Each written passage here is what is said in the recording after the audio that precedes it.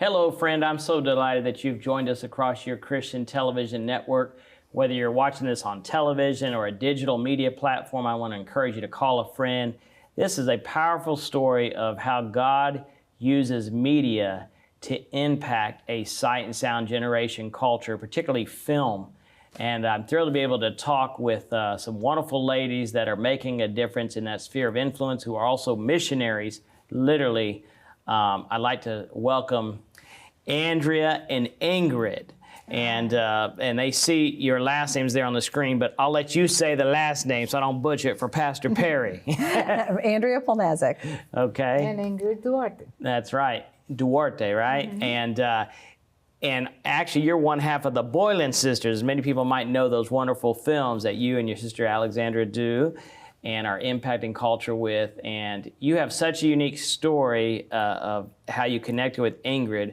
But before we get into that, I'd like to start with you, Miss Andrea. Highlight a little bit about your background, and you're a very well accomplished lady in your own right, how God has raised you up for such a time as this. Oh, thank you. I am actually a licensed clinical social worker. I've worked with clients with kids, teens, and their families coming out of trauma. Most of the kids I work with were either foster kids or adopted. And I've done that for the last 30 years. Mm-hmm. I've also been in full-time ministry with my husband, and we've led a ministry called Touch Twice United, where we've brought vision care and health to churches all across America and across the world. And then in the last little section of my life, I was invited to write a script with my sister. The movie was called Catching Faith, and it featured a workbook that I had written because I've been writing. I've been a lifelong journaler, and then about 15 years ago began to publish some of the things that I was thinking about and talking to God about. And the first thing was the Elijah Project workbook, the story of Elijah. In his moment when he, I think, really met God under the broom tree, because he said, I'm going to give up. They were pursuing, Jezebel was pursuing to kill him. He said, I'm going to give up. And I want to be like my ancestors. And I always find that funny because in Sunday school, they didn't say, he was saying he wanted to die. And at the time in my personal life, I thought, I've just given you everything, God, and it's not working out. And what he taught me in that story was that he touched Elijah, an angel touched Elijah, gave him food and water one time. And he said, go back to sleep. I was a mom of little kids at the time. I was like, go back to sleep. That's like the most heavenly thing God could do, right? Mm-hmm. And then he touched him a second time and gave him his next instructions of what to do. And that story changed my life. I wrote it down, created a workbook, and then it was featured in our movie, Catching Faith. Pretty amazing. And then we're going to get further into this discussion with Miss Ingrid. Ingrid, you're a missionary from Colombia, and you reach all of Latin America, but especially in the area of Cuba, right? Yes. We're missionaries in Cuba since 2013. We're from Colombia, but happen to have a heart for Cuba. God works in an amazing ways. And sometimes it's not the place that you want, it's the place that he wanted. Mm-hmm. So we have been there since 2013 with a marriage ministry there. And then we have a lot of mentors that we direct from here. So we're coordinators for that place. It's wonderful. Well, thank you for answering the call to be the Great Commission in those areas. And for those that are watching, a good pastor friend of mine said it's not the great suggestion, it's the great commission. We work with Jesus to go impact lives. And something that film does literally is it can transcend all ethnic and religious boundaries. And you and your sister, we alluded to earlier, Alexandra, have really done about 8 films, but 6 of them in particular, they can see some of the, what are some of the titles of those films? Yeah, Catching Faith 2, Wish for Christmas, Switch, The Greatest Inheritance, Identity Crisis. They're all the movies that we have made. And our mission really is to be Disney for Christians. We want really high concept ideas, really fun storylines, but we kind of mix in the vegetables with the fruit or the dessert. And we always make sure there's a theme that's a biblical theme and to give parents a way to have a really meaningful conversation about what it means to have a biblical worldview. I love it. And the fact that you also have resources. You know, that's something our leadership here at the Christian Television Network really appreciated about what you all do is you have resources, discipleship resources. My friend George Barna says only 3% are making disciples today in America as far as pastors. So to have these kind of resources to help people do what God has called them to do, it's you know, I just commend you and thank you for answering the call to write, because that's not easy to do that. And of course they can go on your website, information there. They have the kids series, they have the teen series about the Elijah Project. But let's, you know, there's an old saying, a picture paints 1,000 words we could ever say. And I want to show a trailer of Catching Faith. Is it 1? Yes. I believe it's Catching Faith 1. Let's go to that clip, and we'll be right back with Andrea and Ingrid in just a moment across your Christian Television Network. Alexa, both your kids are about to go off to college. I still remember when you graduated. It seems like just yesterday. Pay attention, or you'll miss it.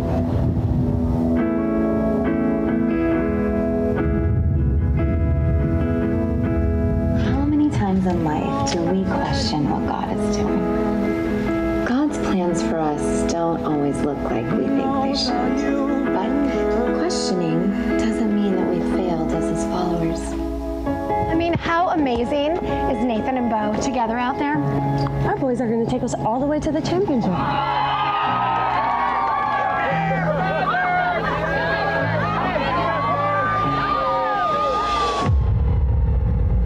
We caught Bo drinking at a party.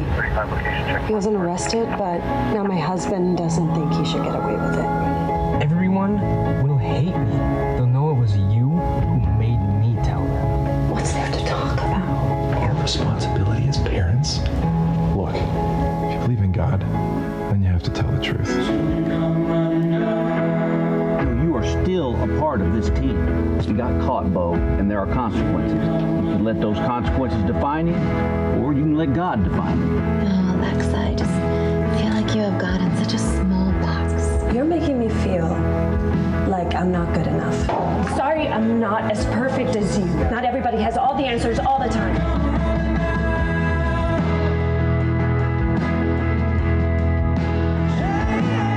It's okay to be angry. We can even be angry at God. Good, because I am.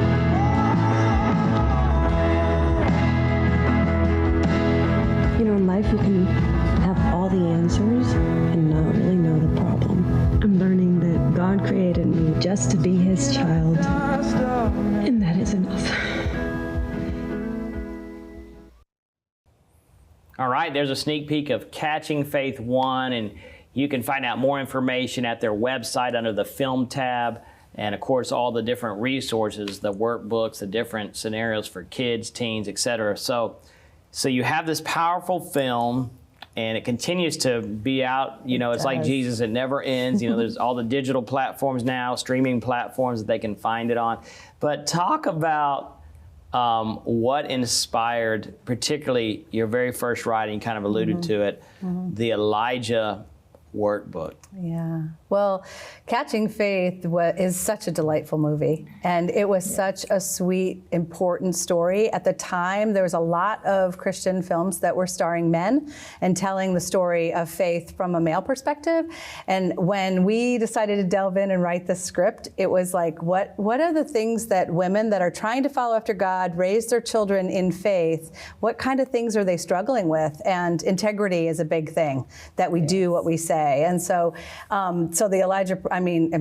Catching Faith is about this woman's journey. But what happens is the Elijah Project, which is a workbook that I had the privilege of writing, is used as the discipleship tool in the film, literally. And it's really fun because people watch the movie and go, is that a real Bible study? Can we do it? Yes, you can.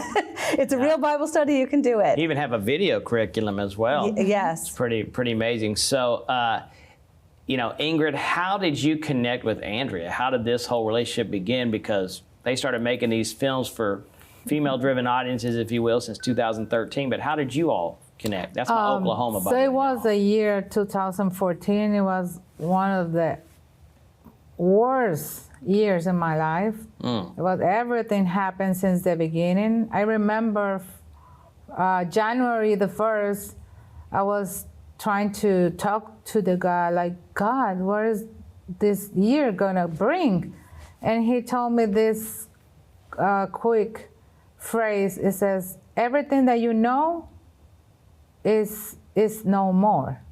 And you feel like it's something shallow, but the deepest of that words came through the year. So the year begins like financial crisis with the kids. My older son moved away to college. So everything like really fell apart. And it was maybe November, and a really bad crisis almost took my faith away. And one Saturday I was with my husband, and he loves the war movies, you know, the guns, blood everywhere. So I said, please, I have a lot of things happen in my life these days, so I don't want to see anything like that. He so likes all these action you films. choose. Yeah. Okay, I choose, and I see Catching Faith. I say, oh, maybe I need to catch my faith. So I just started seeing the movie. My husband just got asleep 5 minutes away. No blood, no gun. So, and then I just watched the whole movie, and I was giving away everything that I was doing in ministry at the time, like because my personal crisis. So when I was seeing the movie, God just told me, your vacation is over. Like, wipe your tears and just go forward. And then I was seeing the Elijah Project, the women's meet and just share their hearts. And I used to have a group for 8 years before, and I just gave it away. So when he said your vacation is over, so I said, okay. So I just love to see the movies to the very end where the credits go, and I read everything, because everyone is important, you know, maybe the makeup guy or the you know, everyone is there. Sure. So in the end, very end says, if you want to know more about the resources, just go to this website. So it was like 1 a.m. and okay, I'm gonna try it. So I go in my phone, and it was like the Touch Twice website. Touch Twice website. Mm-hmm. It was the first ministry that they have with Perry, and they have, you want to see it. So I get there, and it said, if you want the workbook, just press here, and it download the PDF on my phone. So I keep reading the whole thing through the night, and I feel like I need to really wipe my tears out and just go forward. So I called my pastor and said, this happened last night, so I might go forward with this. But I was thinking doing it with a couple of other women from church, but they all speak Spanish. So I was dealing with God, like, should I call, should I do?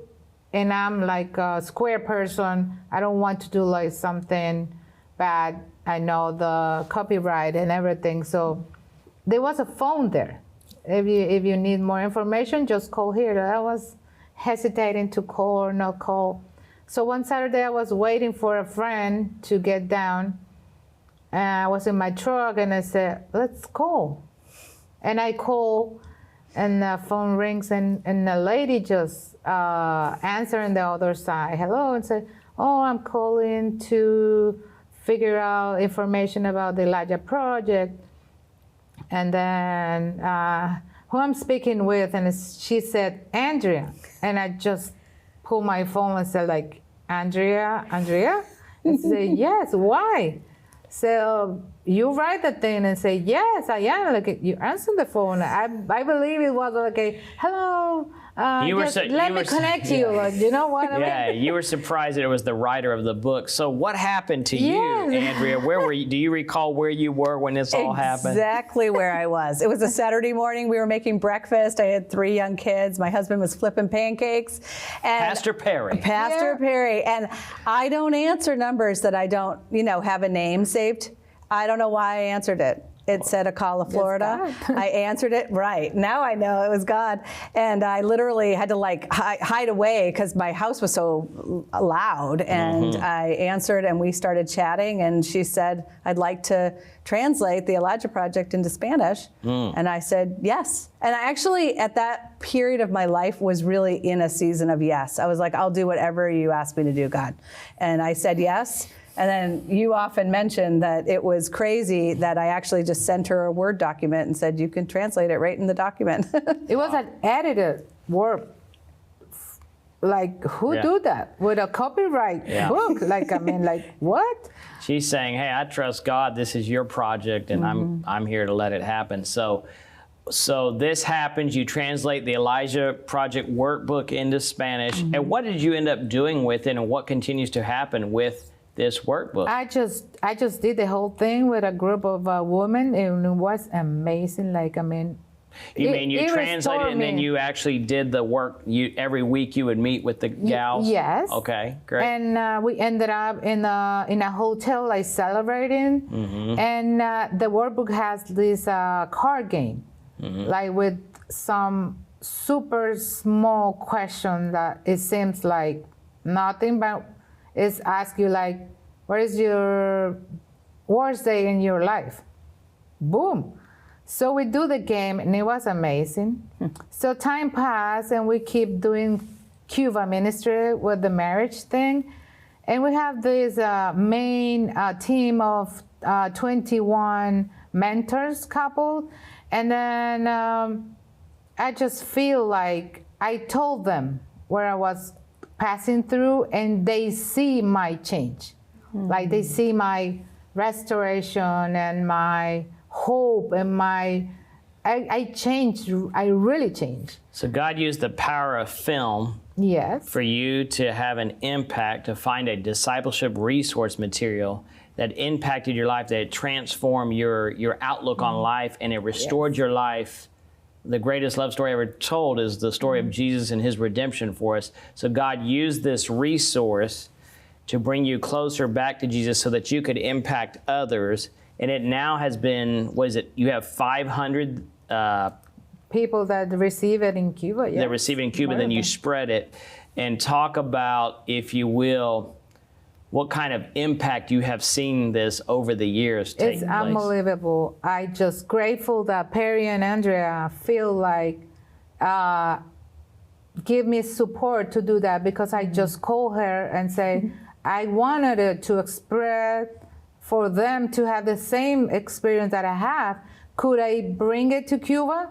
And they say, of course. They even print books, workbooks for me in Spanish. Wow. To bring there. They pay for it. Yeah. So I went there for the 21 ladies, and it was amazing. And I see miracle, restoration, encouragement, because Elijah Project is especially for leaders that are worn out, that are giving everything. They're in the middle of the God's will, but they're worn out.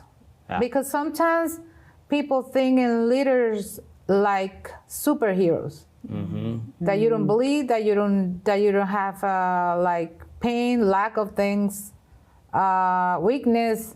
So sometimes you put like this mask on it. But when you just let God work through you, like Elijah was worn out, like he wanted to give away everything, but God said, you're gonna have a second chance. Don't give up. I'm gonna give you time to rest, but also wake up. Is the long road for you to go. So in Cuba, I've seen so many restoration, especially older women, that for years and years they have this weight on them, like the heavy heart, because life have been hard, and they can have this workbook that is like a scrapbook kind of thing. So you can start open. You didn't know at the time that you really open. So if one people is brave enough to share, the other one share more. And then you ended up like, oh my God, I'm not alone. It's beautiful. You're getting conversations started through these resources. Talk about, you have a volume 1, a volume 2, you have a kids series on this, you have a teen series on this. What inspired that, Andrea? How did that come about? Well, for sure, after writing the original workbook, which was initially designed for women, but men have used it too. I mean, I think it's pretty universal.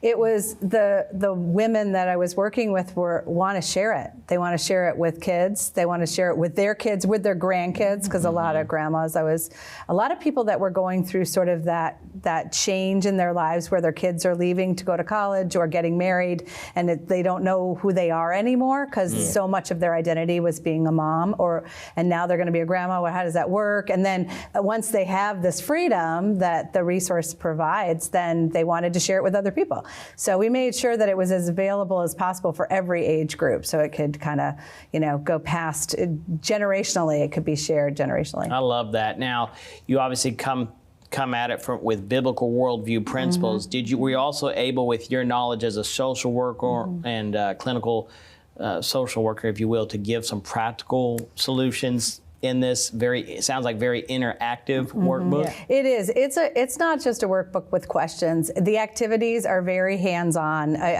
When I send people the workbook, I always send them a package of colored pencils because you want to use some color, you want to use images, sometimes we scrapbook even. It needs to be hands-on so that you're really kind of wrestling with whatever the question is. And in order for things to move from our head to our heart, we have to use our hands. I think that's why God wants us to serve. But therapeutically, sometimes we need to actually be working with, if you think about we're his workmanship, we're clay, and he's manipulating and moving us to be the most beautiful creations we can be. Amen. We have to be a part of that. You said commission earlier. Yeah. We are part of that process and that work, that hard work. And therapy is hard work, actually. Yeah. When we actually sit still and say, okay, God, you can have your way in me, and I'm going to let you reveal all the stuff I don't really want to look at, and you're going to bring me out on the other side. I've got to trust you for that. But also you have to use some courage and some of those really important skills to be able to do that hard work. So that's beautiful. And Ingrid, so you see this happening, the impact in Cuba particularly, and it basically reset your life, if you will, towards the ministry or the assignment or the purpose of God for your life. Do you feel like these resources help others to get a sense of their purpose, if you will? Yes, of course, and personally and ministry, because when they restore and they get new strength or new perspective in their life, they have empathy with people that are passing through the same they were. Because sometimes people didn't talk about it, you know what I mean?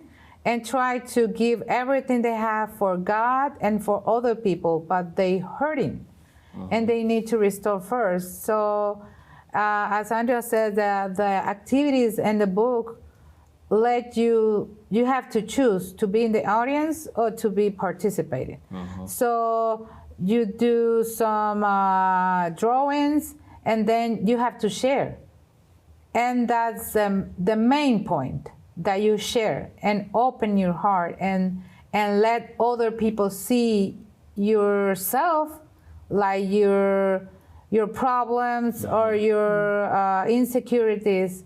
And that's when God came and restored. Amen. So they get that empathy that we need to see other people. So that's why after they done with the thing, I need to share. Yeah. And people can tell that you do something new and something happened in your life. So what do, I want to do the same. Yeah. And as for teens, this amazing. That's beautiful. Yeah, and sometimes you see, oh no, the young people didn't have problems. Yes, they are, and especially nowadays, it's. I don't want to be like a teenager these days because it's really hard. Yeah. Not because of just the lack of identity that came with the age, it's because of the world. It's hard. Well, I thank God that, God is using these resources as a lighthouse. I want to encourage you to go to the website information on the screen. Watch the films. My wife and I had the privilege of watching all their films. They're funny, they're fun, they make people laugh, but they also have great messages. What is the ultimate takeaway that you want people to get as they watch your films, and particularly Catching Faith and this project, Elijah Project? What's the ultimate message, if you will, that you would like to make sure is a takeaway for people? Well, I think that as a family, we want to be doing things meaningfully together, and media is one way to do that. So watch the movie and have a conversation. Take a moment and ask your kids how they're doing. Ask your spouse how they're doing, and then God will do the rest. Amen. It's amazing. We're so connected yet disconnected, and yet God used this movie that you found the workbook on the phone that was supernatural, and I guess that, as you say, the rest is history. It's amazing how time flies. We've only got about a minute or so left, but Ingrid, I just want to thank you for your obedience to answer God's calling, to take this resource and say, I want to reduplicate it. And Ingrid mentioned that, Andrea just said, hey, let me just pay for this, and they help get it printed. So if you want to give as you purpose in your heart, you are a 501c3 nonprofit. I just want to encourage those that are watching across the Christian Television Network, if the Lord is speaking to you, you could be literally like they were talking about, the hands and feet of Jesus. You can give as something as you purpose in your heart. If you didn't give a blessed dime, God's love for you is not going to change. But if you want to help them continue to bring these resources into Cuba and other parts of the world,